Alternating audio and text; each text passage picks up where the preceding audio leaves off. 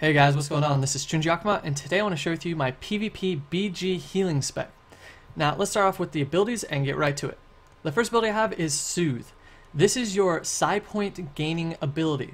However, you only gain psi points at charge 2 and charge 3 of this ability. This has no cooldown and can be cast instantly over and over and over if you choose. However, if you want to gain psi points, make sure you have it at charge 2 or charge 3.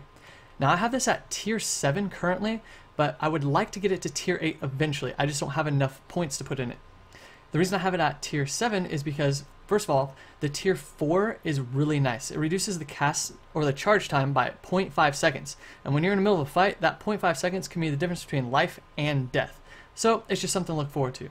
Now, the reason I would like to have it at tier 8 is because of the additional health you gain when you cast this ability on people. I tested it out in some PvE and I really like it, so hopefully one day I'll be able to test that. The next ability I have on my bar is Phantasmal Armor. This is your oh crap button. Now, I really like this because I can't tell you how many times I've saved my flag carrier from dying simply because of this ability. It also helps you get out of situations where you may or may not die. This also gives you 1 interrupt armor, which is fantastic for all the AoE and all the stuns that will be going off in a group fight. This also grants an absorb that's pretty hefty. So just keep this at tier 1 because you don't have the points to spare, but it's just really nice to have in your bar. Your next ability is Reverie. This ability is your psi point user. So after you're done using Soothe, you can use this to AoE heal your entire team. It heals up to 9 players, including yourself, so in a 10v10, this heals everybody.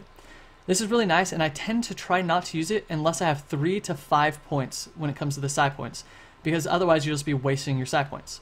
Now, I have this at tier 7 because I have the additional points, and because the tier 4 bonus is pretty nice when it comes to having to heal low health players. If your players are below 35% health, this heals between 6 and 30% more on this cast. Next up is your utility abilities. So, as always, you have 2 abilities that you cannot take off your bar when it comes to PvP. Now, the first one is Fade Out. Fade Out is extremely important because this is your CC breaker. So if you're in big trouble and you need to heal immediately, but you're CC'd, this is going to help you tremendously. This does 2 things for you. First off, it breaks CCs. And secondly, it pacifies all targets that are near you. Now, what pacify does is reduces damage done to you by the people pacified by 25%.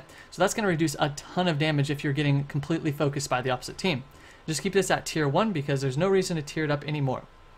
The next ability you cannot take off your bar is Catharsis. This skill is extremely important for taking debuffs off of you and taking debuffs off your teammates. So if your teammates are rooted or have a healing debuff on them, you're going to want to use this as soon as possible so you can either heal them or help them escape any more damage. Next up is Fixation. I absolutely love this ability. This is my ultimate favorite ability when it comes to healing as an Esper in general. What Fixation does is this. First off, on cast, it reduces all cooldowns by 60%. Meaning, if you had used one of your really long cooldowns, such as Phantasmal Armor, this will reduce that by 60%, which means you'll more than likely be able to cast it about 10 seconds after you initially cast Phantasmal Armor. It's freaking amazing. Also on cast, this will give you 3 psi points. So if there's a ton of damage going out all around you, and you already used a 5-point psi point finisher, you can use Fixation followed by another finisher to AoE heal the crap out of your team. Not only that, but if you have this at tier 4, this will regenerate 10 focus every 1 second for 12 seconds. That's 120 focus in 12 seconds. That's amazing. This is an instant cast ability Fixation. So I highly suggest getting this ability. It is my favorite ability out of all of our abilities. Next up is your CC ability, Incapacitate. Now you can replace this with any CC ability you choose, but I really enjoy Incapacitate because it reduces a lot of damage done to your team if you can hit it on multiple opponents. This will also help you capture Moody Masks as well as capture points on the Bloodsworn map. Generally, when people become incapacitated, they freak out and run around for the 4 seconds and not even try to pick up their weapon, which gives you the exact amount of time you need to grab the Moody Mask or to just cap a point. So feel free to switch this out with any other ability you choose, but this is just my preference. The last ability you have on your bar is Projected Spirit. Now, Projected Spirit is really amazing. This is your oh my crap, I need to escape ability, as well as holy crap, I need to catch up to my teammate before they die ability. This also heals for a tremendous amount. I mean, even at tier 1, this will heal you for approximately 4,000 health, as well as crit for 8,000 health. And I have this at tier 4 for the tier 4 bonus, which increases this dash range by 10 meters, and it generates a psi point.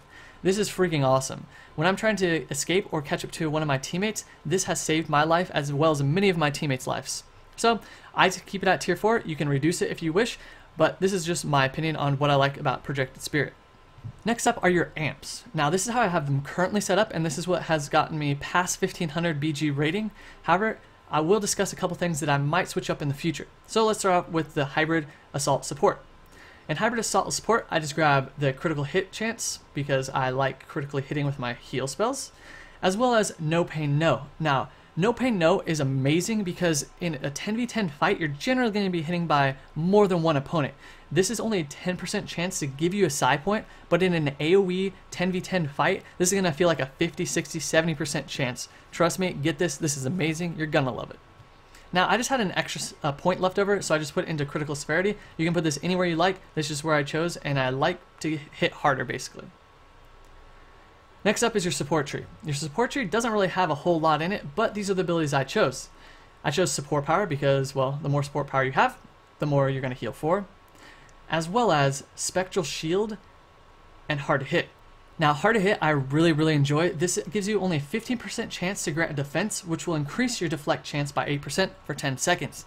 Now, this will help a ton when it comes to being attacked by multiple opponents, and it has saved my life a lot.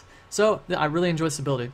Now, the second tier 2 ability that I got is Spectral Shield. I really like this because on critical heals, you'll grant yourself as well as allies a 921 absorb shield. This is basically just giving them 1,000 extra health, so the more health they get, the better. Next up is your tier 3 support ability, which I get Healing Touch. Now, the reason I get Healing Touch over the other ones is simply because Mirage is a stationary ability, which is amazing and does heal for a lot, but it's really hard to get it on the right player at the right time because you just cast it in one spot and hopefully they get it. So I highly suggest not getting this ability currently. And the other one is Companion. Companion's okay, and it does heal for a decent amount. However, it's kind of buggy and it's kind of random on who it hits and who it's going to be on. It only heals one player, and it's basically like a little pet that runs around and hot heals them over and over for a little bit. So what I suggest is getting Healing Touch. Healing Touch is amazing. What it does is whenever you cast a support finisher on an ally below 30% health, you heal them for an additional 2,000 health. Now, 2,000 health is quite a bit on a finisher. I've seen my finishers crit for almost 15k. And when players are low health, this is going to save their ass. So that's what I suggest for your tier 3, and that's the one I would get if I were you. Next up is Hybrid Support Utility. Now, when it comes to the support utility section, you can really choose between PvP defense and maximum shield capacity, but currently I'm just running PvP defense just to help me survive longer as a healer. But this also unlocks one of our best amps as an Esper. In tier 2, our Psychic Barrier. Now, Psychic Barrier, while taking damage, has a 50% chance to grant a defense. This defense increases your deflect critical hit chance by 12% for 5 seconds.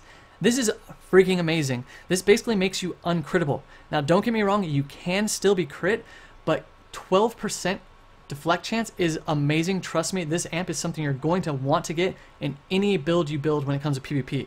I absolutely love this amp. Next up is Utility. Now, there's a couple things in Utility I still need to test. However, I currently have it set up like this. I get all into cooldowns, all into the CC resilience, and 1 point into dash regen. Now, the reason for this is so I can unlock the tier 2 and tier 3 of Utility. Under the tier 2 section, I get Molasses. Now, Molasses is really nice. I've tested this multiple times and I still really like it.